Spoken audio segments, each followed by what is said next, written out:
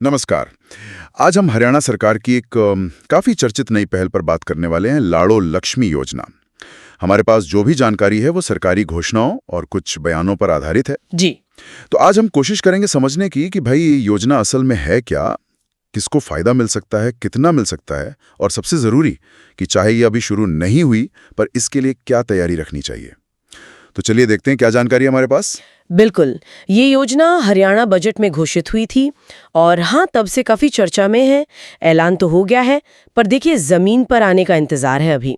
ये उन योजनाओं में से है जो इरादे तो दिखाती हैं, पर असल असर तो लॉन्च के बाद ही पता चलेगा। सही कहा। तो सबसे पहले इसका मेन अट्रैक्शन क्या है, मतलब क्या खास बात है इसमें? सुनने में आया कुछ पैसों की मदद की बात है। हाँ, बिल्कुल। योजना का जो वादा है वो ये है कि जो भी पात्र महिलाएं होंगी उन्हें हर महीने 2100 रुपए की सीधी वित्तीय सहायता मिलेगी। ये पैसा सीधा बैंक खाते में जाएगा। आजकल ज्यादातर सरकारी योजनाओं में यही तरीका अपनाया जा रहा है। डायरेक्ट बेनिफिट ट्रांसफर वाला सिस्टम। और ये बात भी दिलचस्प है कि ये सिर्फ पैसा देना नहीं, बल्कि ये हरियाणा सरकार जिस तरह सब कुछ डिजिटल कर रही है, परिवार पहचान पत्र से जोड़ रही है, ये उसका भी एक उदाहरण लगता है। पर क्या ये शुरू हो गई है योजना अभी? नहीं, अभी आधिकारिक तौर पर नहीं, लेकिन हाँ, जैसे कैबिनेट मंत्री कृष्ण बेदी के बयान आए थे, उससे लगता है कि तैयारियां पूरी हैं। फाइल मुख्यमंत्री जी के पास है मंजूरी के लिए, तो उम्मीद यही है कि जल्द ही, हो सकता है किसी खास मौके पर, जैसे रक्षाबंधन या शायद 15 अगस्त पर इसकी घोषणा हो जाए। अच्छा, हाँ, ये टाइमिंग भी अक्सर ऐसी ही होती है। अब बात करते हैं कि कितने लोगों को फायदा होगा। एक अंदाजा है कि शुरू में करीब 50 लाख महिलाओं को लाभ मिलेगा। ये तो बहुत बड़ा नंबर है। हाँ, 50 लाख, ये वाकई एक बड़ा आंकड़ा है। इससे लगता है कि सरकार एक बड़े वर्ग तक पहुंचना चाहती है। लेकिन ये लाभ सबको नहीं मिलेगा। इसमें पात्रता की एक मुख्य शर्त है। क्या शर्त है? शर्त ये है कि परिवार की जो सालाना आय है वो 1,80,000 रुपए से कम होनी चाहिए। मतलब सीधे शब्दों में कहें तो ये योजना मुख्य रूप से बीपीएल यानी गरीबी रेखा से नीचे वाले परिवारों के लिए है। अच्छा, ये 1,80,000 वाली लिमिट, ये तो अब हरियाणा में कई योजनाओं का आधार बन गई है ना? जी हाँ, बिल्कुल। तो इसका सीधा मतलब ये हुआ कि बीपीएल कार्ड होना ही चाहिए, जरूरी है। हाँ, बिल्कुल।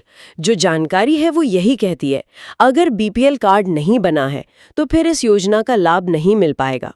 इसलिए सलाह भी यही दी जा रही है कि जो परिवार इस दायरे में आते हैं और अगर उनका कार्ड नहीं है तो वो इसे जल्दी बनवा लें। ये पहली और सबसे जरूरी शर्त मान लीजिए। समझ गया। तो बीपीएल कार्ड सबसे ज्यादा जरूरी। लेकिन आपने वो डिजिटल लिंकेज की बात की थी, क्या इसके अलावा भी कुछ और तैयारी करने की जरूरत है, भले ही अभी एप्लीकेशन शुरू नहीं हुई है? हाँ, और यहीं पर थोड़ी सी पहले से तैयारी कर लेना अच्छा रहेगा। देखिए, सिर्फ पात्र होना काफी नहीं होगा। प्रोसेस स्मूथ चले, इसके लिए कुछ और चीजें भी सही होनी चाहिए। जैसे पहला तो परिवार पहचान पत्र यानी फैमिली आईडी, उसमें नाम दर्ज होना चाहिए। Okay, family ID. दूसरा, आधार कार्ड बैंक खाते से लिंक होना चाहिए, क्योंकि पैसा तो सीधे खाते में आएगा डीबीटी से। हाँ, ये तो अब हर जगह जरूरी है। जी, और इतना ही नहीं, परिवार पहचान पत्र में भी बैंक खाता वेरीफाई होना चाहिए। ये एक और स्टेप है। अच्छा, पीपीपी में भी बैंक वेरिफिकेशन। हाँ, और जैसा हमने पहले कहा, बीपीएल कार्ड तो चाहिए ही। तो मतलब साफ है, बीपीएल कार्ड, फैमिली आईडी, आधार, बैंक खाता, ये सब आपस में जुड़े हुए और अपडेटेड होने चाहिए। ये सिर्फ एक योजना का फायदा लेने की बात नहीं रही अब, ये उस पूरे डिजिटल सिस्टम का हिस्सा बनने जैसा है जो सरकार इस्तेमाल कर रही है। और तैयारी पहले से कर लेने से हाँ, वो आखिरी मिनट की भागदौड़ से बचा जा सकता है। बिल्कुल सही।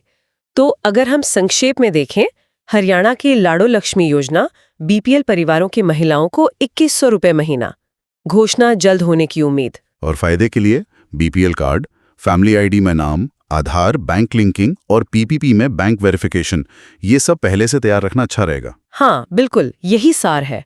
और अगर हम इसे थोड़ा और बड़े नजरिए से देखें तो ये योजना सिर्फ आर्थिक मदद का ही मामला नहीं है। ये भी दिखाती है कि कैसे सरकारी फायदे अब तेजी से डिजिटल पहचान और बैंकिंग सिस्टम पर निर्भर होते जा रहे हैं। परिवार पहचान पत्र जैसी चीजें इस पूरी प्रक्रिया के केंद्र में आ गई हैं। हाँ, ये बात तो है, और ये हमें सोचने पे भी मजबूर करता है। बिल्कुल।